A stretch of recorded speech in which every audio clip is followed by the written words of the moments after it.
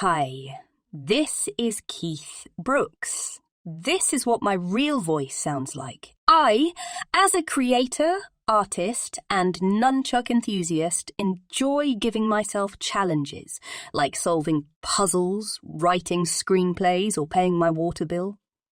A recent challenge I challenged myself with that has proven to be quite challenging is a project in which I spend 100 days playing and researching 100 different musical instruments, making videos about them and posting them to social media. Here you'll find that previously described 100-day challenge in 10 long-ass segments for your consumption pleasure. Enjoy or don't. I don't care. I'm Keith Brooks.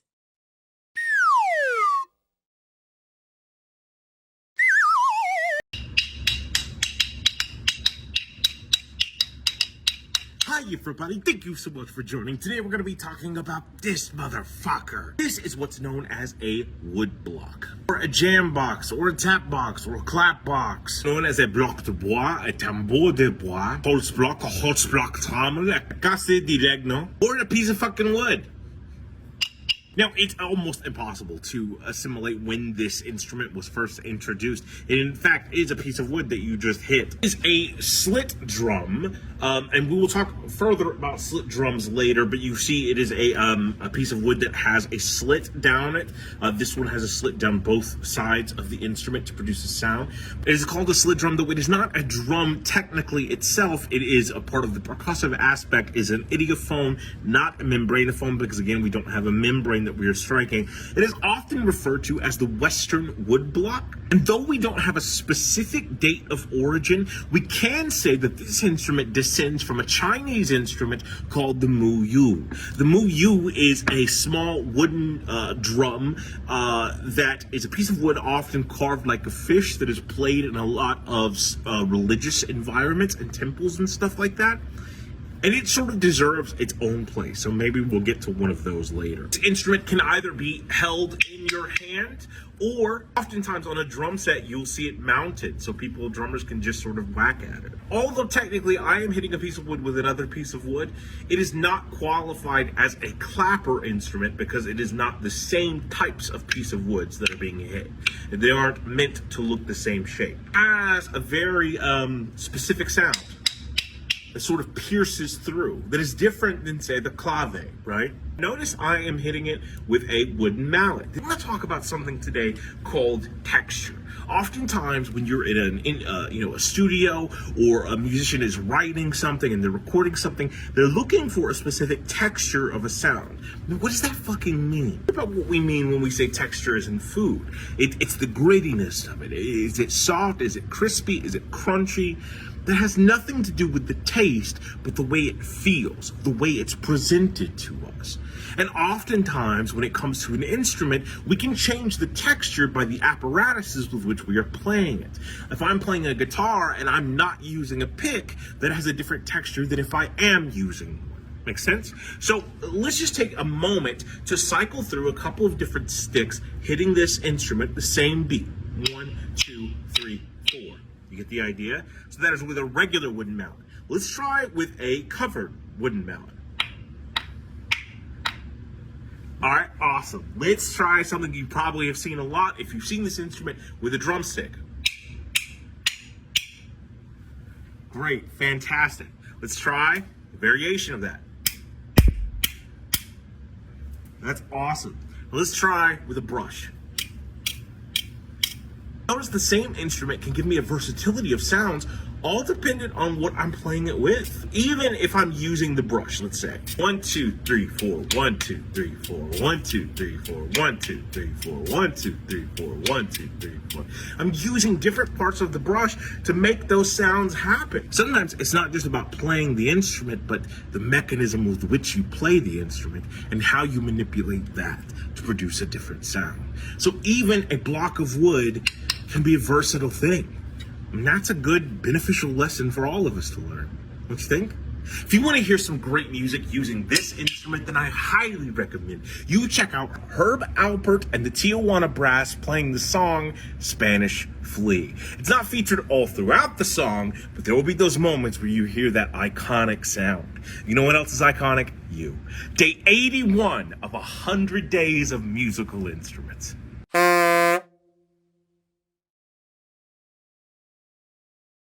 You're weary,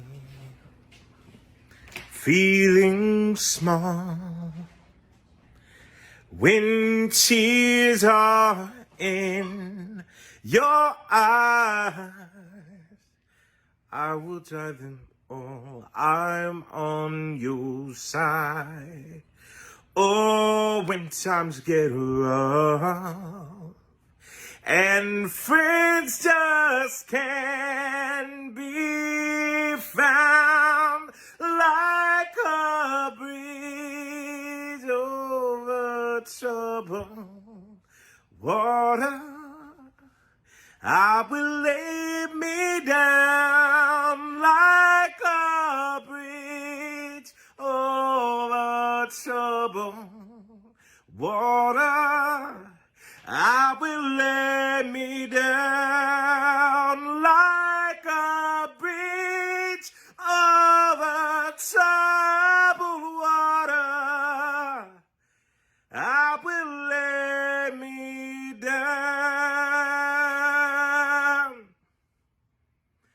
Day 82 of 100 days of musical instruments.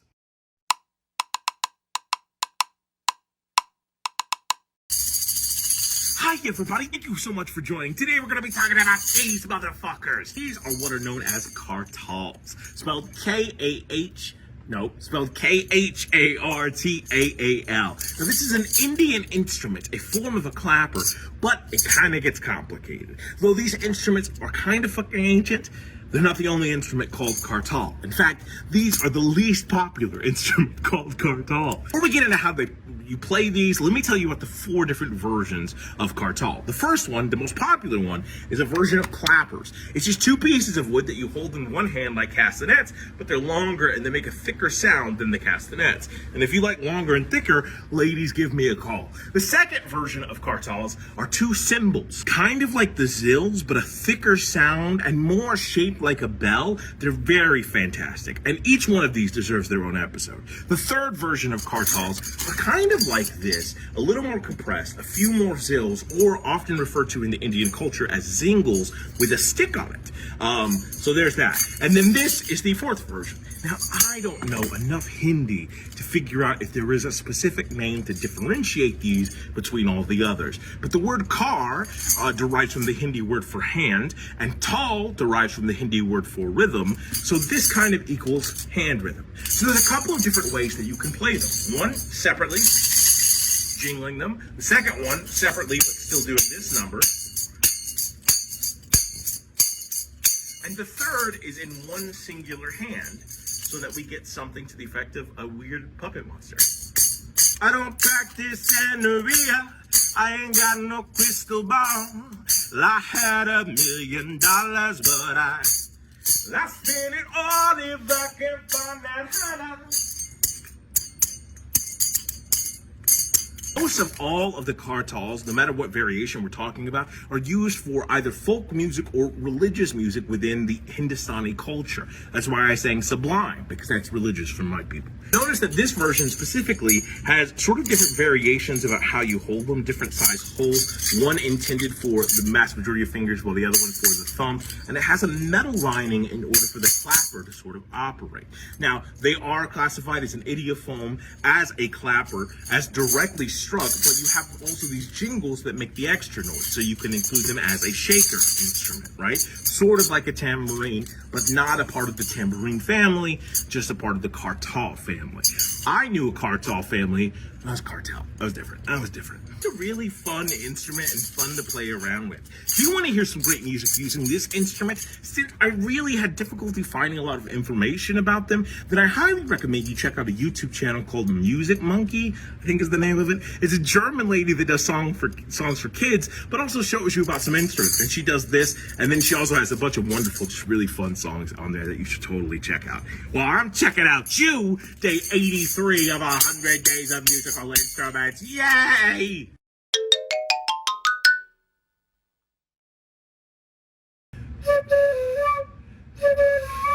Hi everybody, thank you so much for joining. Today we're going to be talking about this motherfucker. We're going to make this a quick episode because my phone's dying. This is what's known as an Irish flute or a Celtic flute, but neither one of those statements are true. More accurately, it's called a transverse flute, but more popularly you're going to hear it referred to as an Irish flute or a D flute. If it being called an Irish flute is sort of a retronym and also misleading, because for a long time this was just called the flute. This is what flutes were like before we get our modern version of the flute. It's a wooden aerophone played transversely, which means it's played like this. A woodwind instrument with 6 holes corresponding with the exact same methodology that we use for the tin whistle. It has the same fingering style as that. I'm 37 years old. I still feel uncomfortable when I say the word fingering. Important to note that the name flute is a family of instruments, right? So there's a lot of different things that can be associated as flutes. It's like sort of if I said, oh, you know that Baldwin actor? No, I mean Alec, but technically that could refer to a lot of them, right? Well, the same thing is true for this. For the longest time, flutes operated this way. So through the vast majority of Europe, non-Celtic places in Europe, mostly Gaul regions and Druid regions, something like this existed. It's only in the 1800s and in the 19th century, when the Bohm system is being developed, that we start seeing what's now referred to as the Western concert flute. Mid-19th century, Charles Nicholson Jr. hated that fucking metal piece of atrocity, so he decided to sort of move forward in this old-fashioned wooden style. Now, Nicholson was a British flautist who sort of cemented what this would now become. But because it's so popular within Irish folk music, though not what its intention was, musicologists started referring to it as the Irish flute. In fact, the flute was generally an instrument that was held for more prestigious music. But as the Western concert flute became more popular, musicians started abandoning these and they became cheaper, so younger Irish players could pick them up on the cheap. And they were already familiar with flutes from seeing military processions with fifes, and the tin whistle had already been invented. So when this came along in popularity in the late 19th, early 20th century, it sort of cemented itself within the Irish community. A couple of things that differentiate it from the Western concert flute is not only the wood quality, but it has a deeper, sort of reedier sound. But in addition to that, the spread of the fingers is actually a lot further than it would be for a Western concert flute. And it is a diatonic instrument, whereas the Western concert flute that you played in band is a chromatic instrument. There are additions that you can make to this instrument to make it more chromatic, but it will always be a diatonic instrument just because of its conical bore and things like that. It's a really pretty instrument. I like it a lot. It's super fun. It's important to note that the name Celtic flute is not actually reflective of its origins or its culture, because like I said, this idea of a flute existed everywhere in the world, most notably in the Native American cultures, in other European cultures and Asian cultures. Just the idea of a transverse flute is the initial impetus for this. However, one of the only people that we know did not have transverse flutes was the Celts. If you want to hear some great music using this instrument, then I highly recommend you check out Kira Considine. She's absolutely lovely, amazing musician that does some incredible stuff. It's beautiful to hear what she could do with this, and she plays traditional Irish music, so that's sort of fun to see how, you know, it being played the way most people sort of associate it. And a lot of, you know, Irish music has developed based on what the instrument is capable of. So that's kind of fun. It's a kind of, you know, chicken and egg sort of situation. Thank you so much for tuning in. Day 84 of 100 Days of Musical Instruments. Bye, everybody.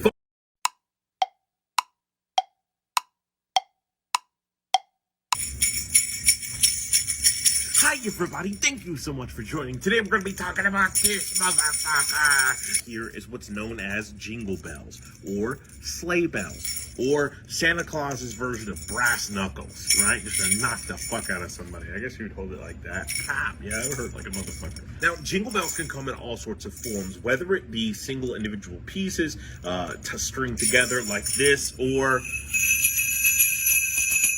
you think I didn't have the size and packing shit. Jingle bells and sleigh bells are the same exact thing. Same item, just different names for them.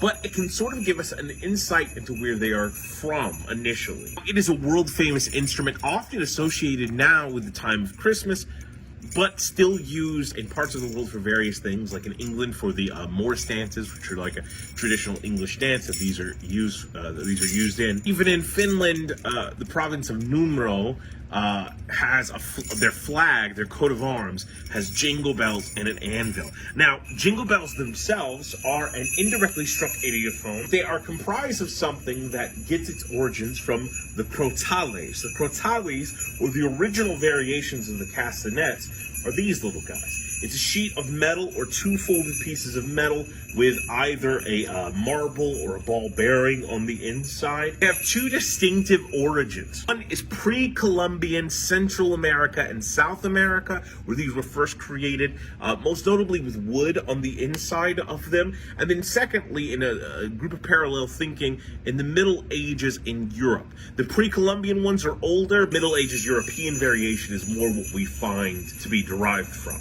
Other than its musical variety, part of the purpose for these is in the title, sleigh bells. These are to help you slay people.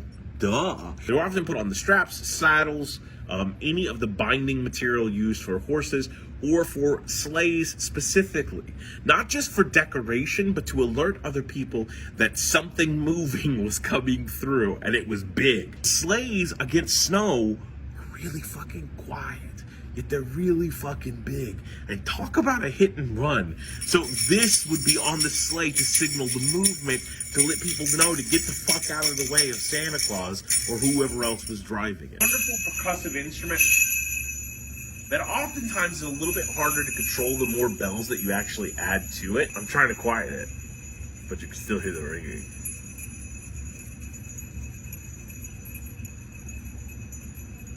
This one kind of stops. They're not as free ringing. The crotales or the jingles are actually a little bit more closed off. They're not of high as quality as these guys are. They're not everywhere like a weird Hellraiser Christmas celebration that this guy does. I don't know, it's super fun. If you want to hear some great music using this instrument, you don't have to wait until December. One of my favorite songs of all fucking time includes Jingle Bells.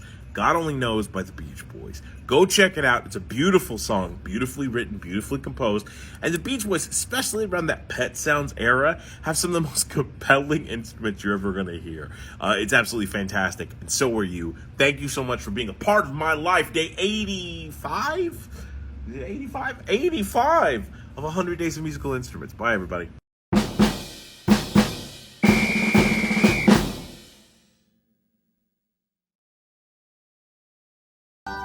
Everybody talks about the news, sound funny, but it's still rock and roll to me.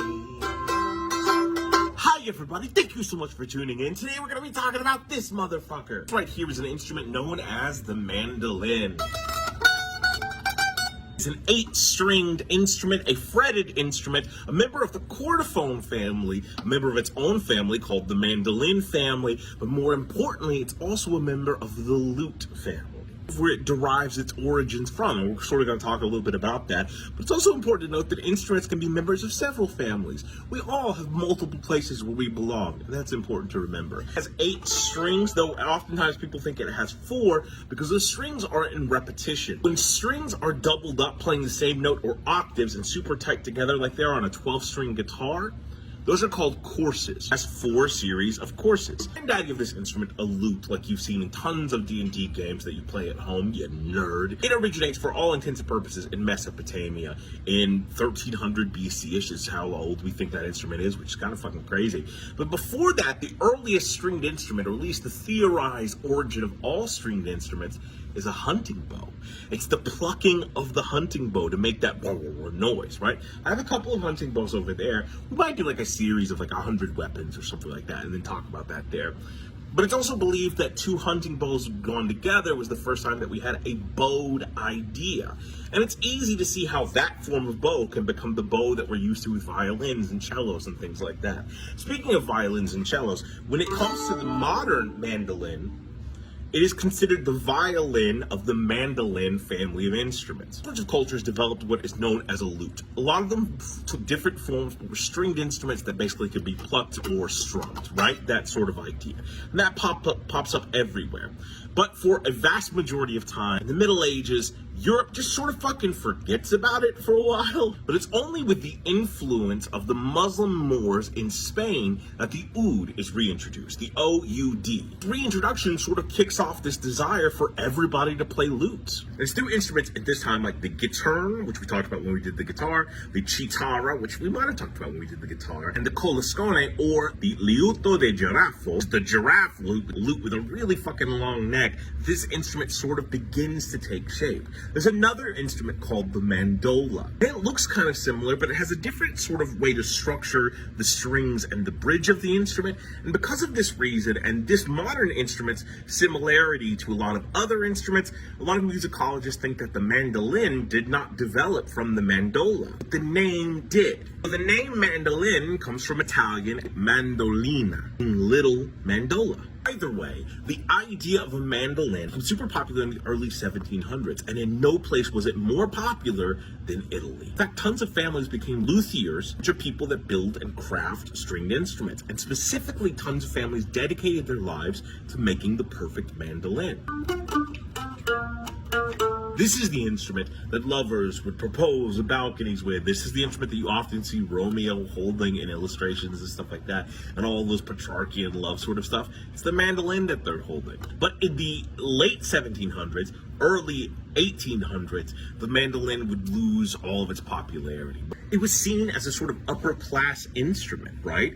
But suddenly things changed. Technology was improving and the idea of photography was becoming kind of popular, or at least possible, and the world was moving towards something that would later resemble modernity. The idea of playing an instrument sort of fell out of fashion as being a fun pastime. Plays became more popular again, a lot of stuff happened. The vast majority of the families that created mandolins, not only in Italy but across the world, became sort of broke. Until in 1835, a instrument maker named Pasquale Venaccia created the modern mandolin.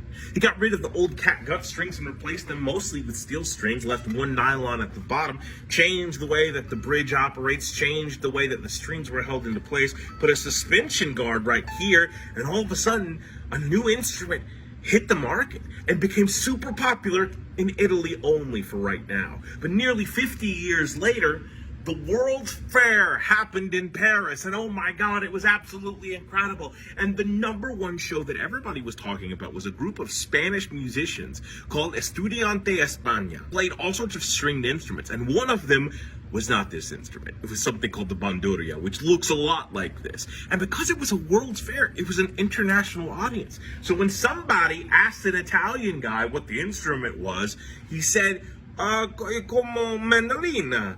And so everyone thought it was a mandolin instead of like a mandolin. Europe went fucking crazy for this instrument, and everybody started loving it again. But now it was the new modern version. Thanks, Pasquale. Become super popular until World War I hits, and then nothing's popular anymore because everything's dark and depressing. But right before World War I, in 1902, a man by the name of Orville Gibson, an American, would create a new modern version of the instrument called archtop mandolin. Now it's very similar to this. The listas have part of the Neapolitan style with the almond shape and everything like that. You have a bunch of different variations of this. You have a flat back, you have a bold back, all sorts of stuff. But most mandolins that you're going to see in the United States fall into the American archtop category, even if their top is not necessarily arched. Bill would start his own company based off the success of that instrument called the Gibson Mandolin and Guitar Factory, eventually dropping the mandolin part and just being Gibson guitars. Tons of different variations of this. There's Mando basses, there's the Mandalorian, which is a Disney Plus show that has nothing to do with what we're talking about. And a lot of different versions of this exist all throughout the world. Even the Greek and the Irish bouzouki's are very similar to a mandolin. They're not technically quite a mandolin family, sort of mandolin adjacent, but still in the lute family, so it's a lot of connection there. Mine's name is Amanda Lynn. She's been with me for a bunch of years. I like her. She's quite wonderful. If you want to hear some great music using this instrument, then I highly recommend you check out a wonderful musician by the name of Sierra Hull. Sierra Sierra Hull is a singer, she's a guitarist, she's a bassist, she's a violinist, she's a fucking mandolin player. Probably got the most famous for being a mandolin player because she's absolutely incredible. You can find her on Spotify, you can find her on the radio, you can find her on YouTube, anywhere you want. She's just amazing. And like, dude, not to sound too much like Georgia where I'm from, even though I have a New York City shirt on right now, but this girl knows how to pick. I tell y'all what now. Right, so she's pretty great at it, right? And you can see sort of the influx of what the mandolin does once it comes to the New World, whether it be in bluegrass, Irish Celtic music, anything like that. It sort of went its way into tons of different places. And it's interesting because it does become sort of signature sound. You know, that quick strumming pattern that we hear from the Godfather theme song and all those things that want to make you feel like you're in Italy, that's the fucking mandolin that they're playing with. So it's a lot of fun, especially once you hear the sound, you'll start to hear it everywhere, which I think is kind of fun as well. I just say the word fun a lot, don't I? Is that fun for you guys? I don't know. Chat down below, because I just want to keep this engagement going, because I love our engagement. I love spending this time with you, so thank you so much for all that you do. Day 86 of 100 days of musical instruments.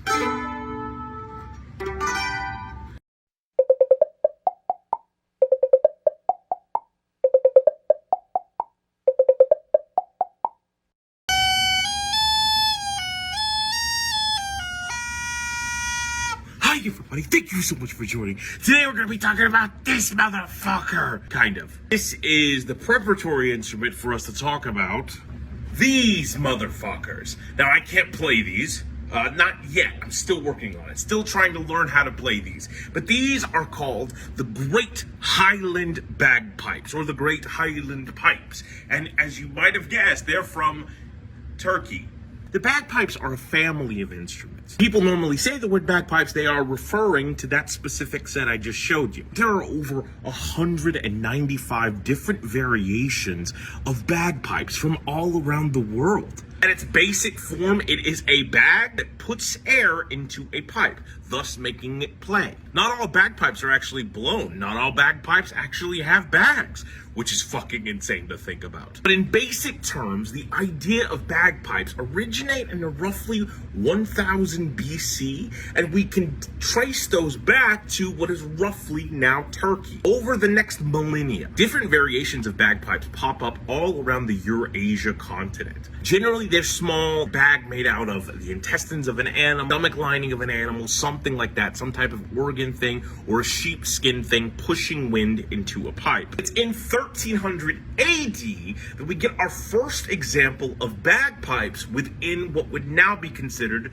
the British Isles. But yet it's still not even in Scotland. It's not even in Ireland, it's in Wales. It wouldn't be until the 1500s that bagpipes start to become associated with Scotland itself. Irish, a little bit prior to this, had sort of made bagpipes their thing. Something called the Great Irish War Pipes were created, used for battles. The Scottish took that idea and ran with it. The Brits took it from them, and now everybody's just playing fucking bagpipes.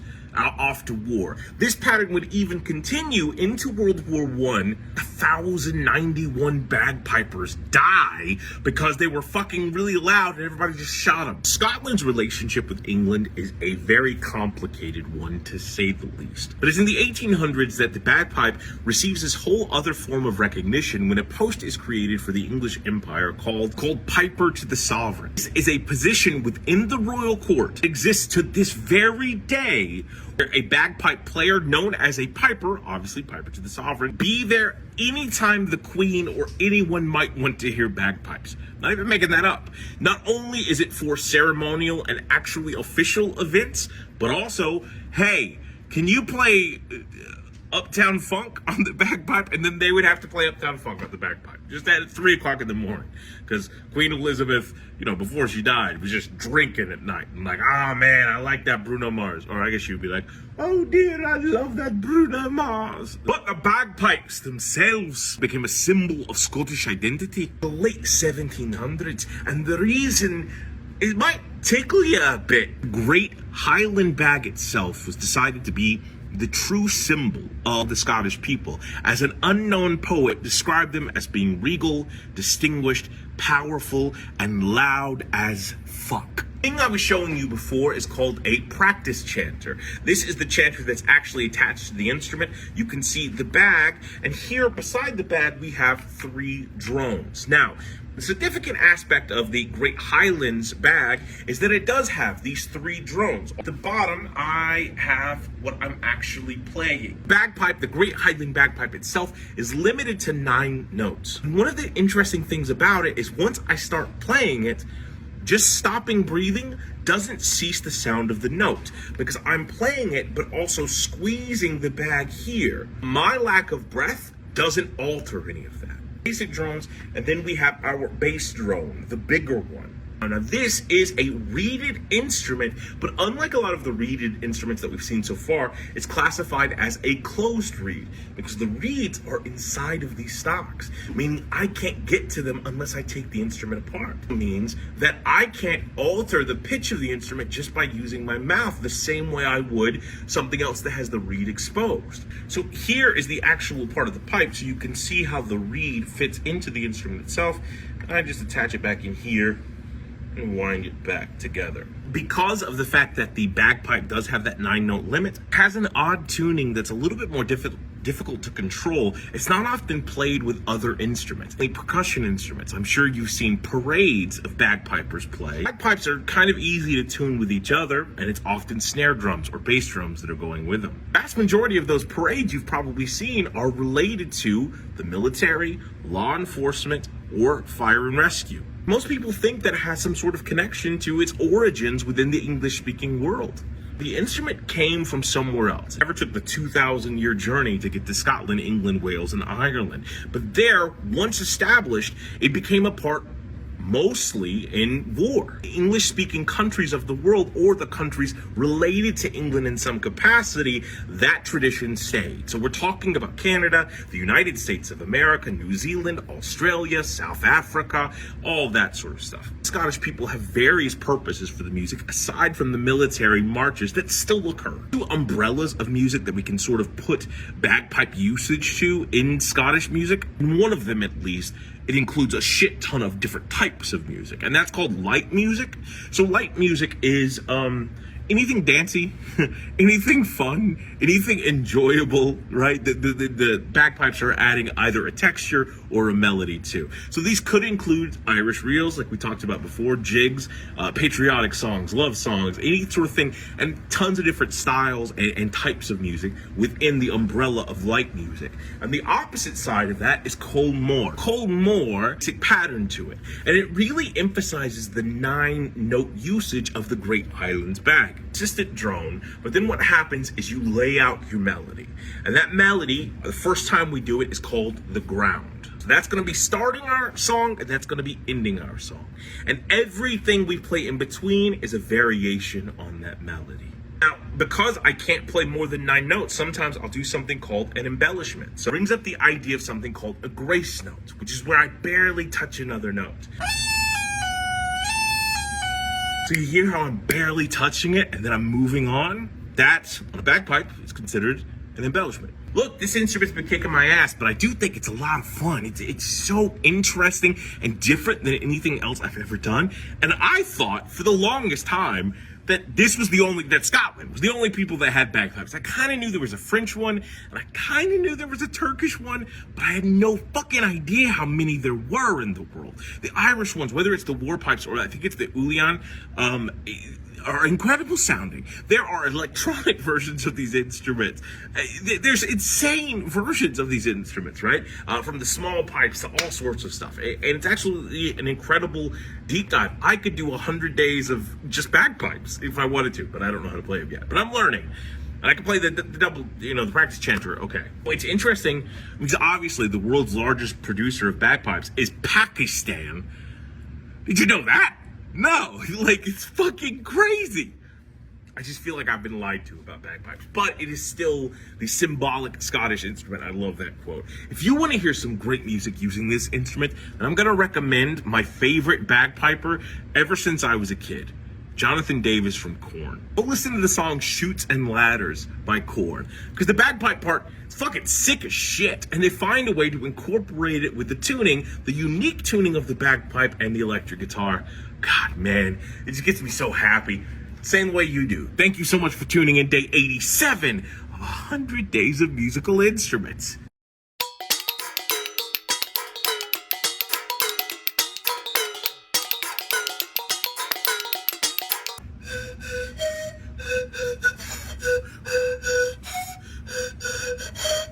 Hi everybody, thank you so much for joining. Today we're going to be talking about these motherfuckers. This right here is what's known as a pan flute or the pan pipes. It is an aerophone instrument belonging to the natural flute family with multiple different origins. For parallel thinking, lots of different people thought of this instrument, whether it be the indigenous people of Central and South America or the Greeks, who probably give us the most popular variation of the instrument. At least where the name comes from is Greek. The instrument is named after the god of nature, Pan, who's also a satyr.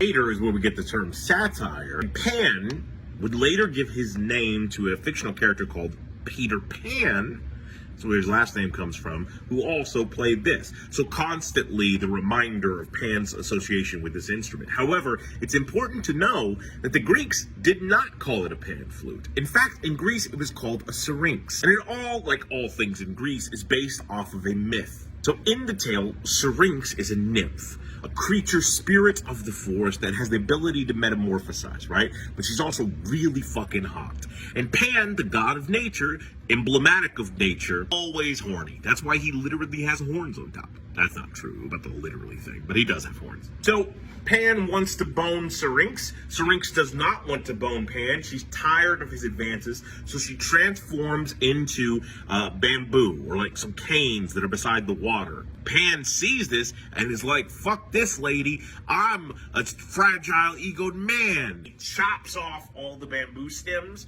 taking her, tying her together, putting her around his neck, and playing her in this weird, demented, egotistical serial killer trophy sort of show thing, right? The Greeks never called it a pan flute.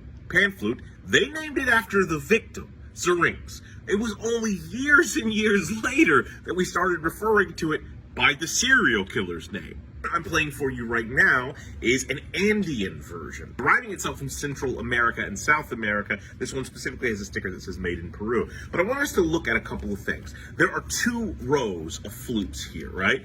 All of the flutes are sealed at the bottom, only having a top that I can blow into it. There are other variations of it. One of the more popular ones is the Romanian version, not the Romanian version, which has all of the pipes together, but they curve this way, so I can just sort of center my head like that, like a weird harmonica. But there are tons of different variations. There's an American one called the quills that developed within the African American community. All sorts of different cultures have different variations of this instrument, but this is the one that most people are thinking of when they refer to it as a pan flute.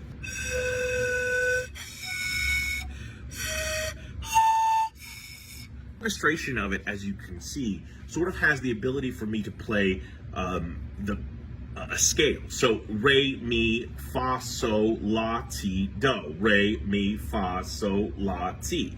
So I can alternate back and forth between the different shelves or the different stacks of the pipes in order to play them more accurately, right? But even if we're talking about just that, and it's the do, re, mi scale, that's diatonic. But this instrument is surprisingly chromatic, all about how you play it. In musicology, we would refer to this as semi-chromatic, meaning that you have to have the skill set to unlock those chromatic keys.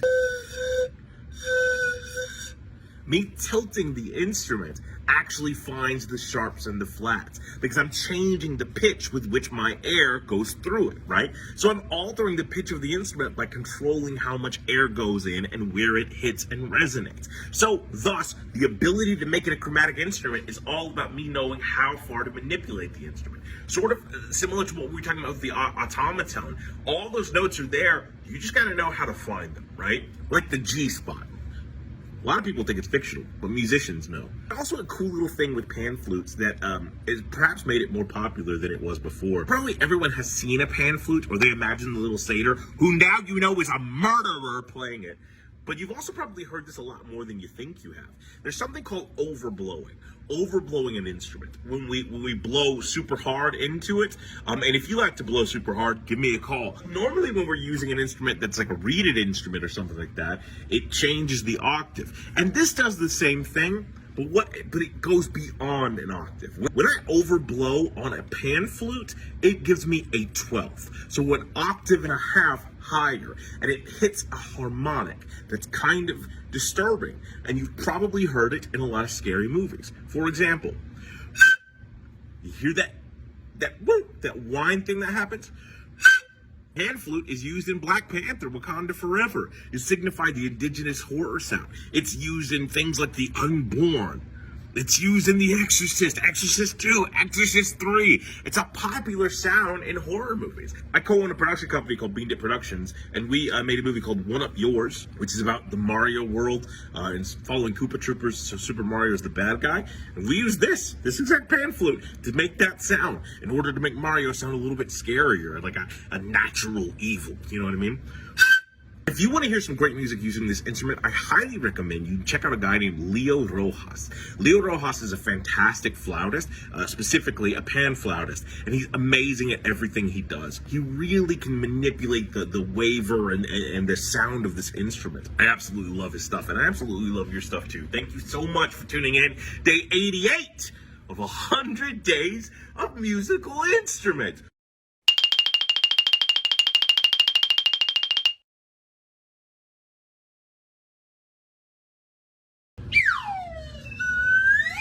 Hi everybody, thank you so much for tuning in. Today we're going to be talking about this motherfucker. This right here is what's known as a slide whistle, or a Sani whistle, jazz flute, or a Lodos flute, or that one sound you hear in the cartoons when characters fall. I've had this guy for a long time, and surprisingly, it has kind of an interesting history.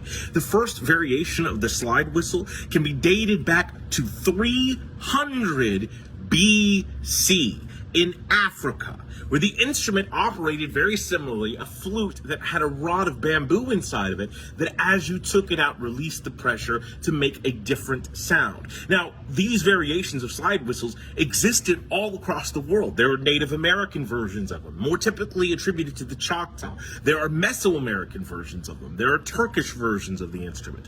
But this version that you're seeing before you came to be created roughly in 1840. A group of famous musicians known as the Diston family, who mostly played horn instruments, brass instruments specifically, started incorporating this instrument into their regular repertoire. Now, while a lot of people do think it's a novelty or a toy instrument, it's been used to create music a lot. Have you ever heard Pink Floyd? This is featured on 4 of their albums. Have you ever heard Louis Armstrong? He was famous for having this whole routine where he would play the cornet, put that down, picking up the slide whistle, playing that, going back and forth between that and the cornet in one single song, and playing specific notes with this.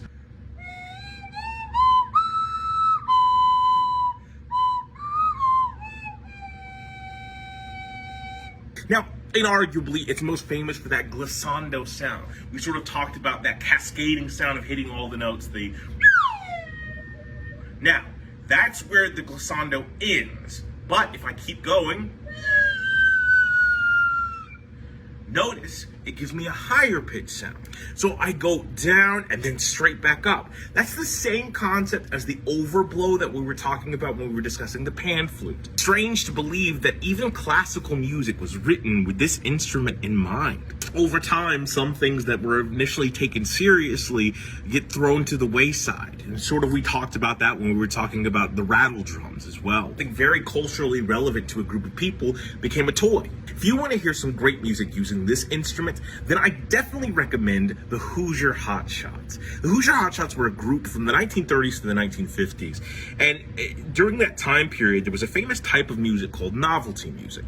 You might have seen shows like Howdy Doody and stuff like like that. While they do profile in country music, they would often also have musicians that would play songs that were comical. Musical tradition carried on with people like Ray Stevens and Weird Al and morphed into something called parodies. We can even see that nowadays sort of reinventing itself with catchy TikTok and YouTube songs like the Cheese Tax. Often the lyrics and the purpose of the song are very lighthearted, but if you actually listen to the musicality behind the song, it tends to be complicated. It tends to be well crafted. And the Hoosier Hotshots were no different. They used this instrument all the time, not just as a sound effect, but also as a flute. Using washboards, using contraptions, using all sorts of crazy stuff. They make some entertaining and fun, amazing stuff. They're amazing. Don't let anyone ever try to convince you otherwise. Day 89 of 100 days of musical instruments.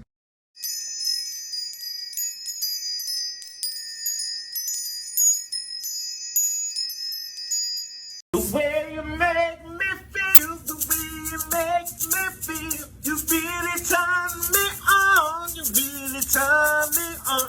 You knock me off of my feet now, girl. My lonely days are gone. Ooh. Hi everybody, thank you so much for joining. Today we're going to be talking about these motherfuckers. I didn't know we were crooked the entire time. My apologies. Known as egg shakers. Or rhythm eggs. Not really eggs. You can't like make omelets out of them. You can make musical omelets. These are made by Latin percussion. They're just a nice little rhythmic instrument that serves like shaker. The same way a maraca would. In fact, sometimes you can actually find egg shakers with sticks on them. Normally for children to help them learn the concept of it. It's actually based on a Brazilian instrument called the ganza. The ganza came about probably like around 1700s. It's typically a piece of metal with beads on the inside of it, and this is meant to sort of emulate it. It's sort of theorized these came about in the 1940s, 1950s, but I really couldn't find a hard date. But the idea of handheld shakers is an old one. We've talked about a bunch of different variations of it on this show already. It's a fun way to stay active and actually engage in the musicality around you, right? There's a bunch of different ways you can play it. Let's just sort of look at the egg itself. If I am playing, you can hold it anyway. There's no specific ideology about how you're supposed to do that. But let's just talk about shaking it. If I'm moving it forward and back, occupying that three-dimensional space we're in. Now let's move it left and right. Now let's move it up and down. Notice the sort of distinction of the sound, right? Each one of those gives me something different. These two are very similar, but this one is just a completely different thing, right? But still, I could do that within the rhythm of things. And sort of any movement I do can produce a sound with it, right? I could just be doing like straight up loud boom thing, but I'm still producing a rhythmic sound to go along with it. In addition to that, like a lot of these maracas or handheld instruments, we have an open and closed position. This is completely open. This is closed. So listen to the muffle that happens there.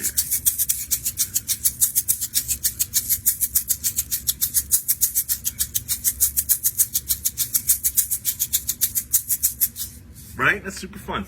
Also, thinking about the three-dimensional space.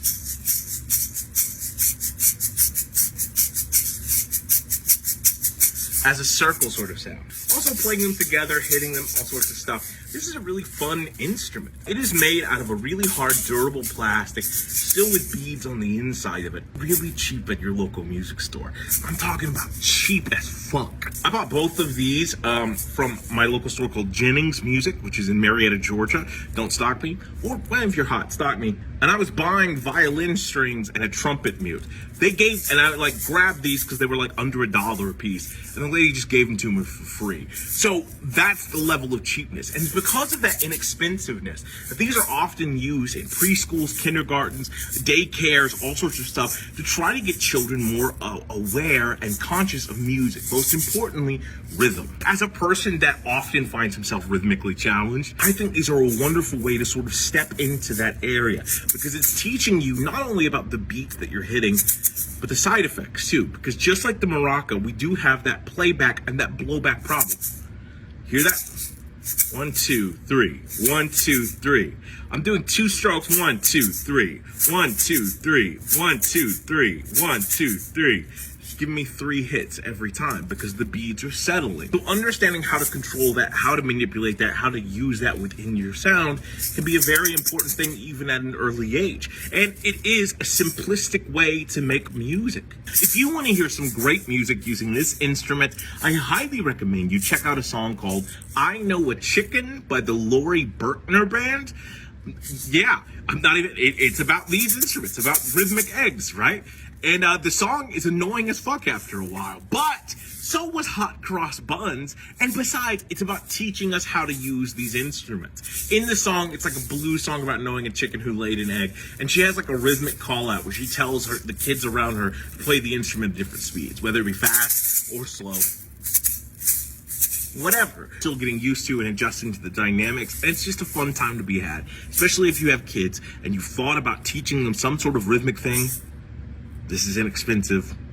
It may be an annoying sound after a while, but it's a lot quieter than a drum set. Thank you so much for tuning in. Day 90 of 100 days of musical instruments. Bye, everybody.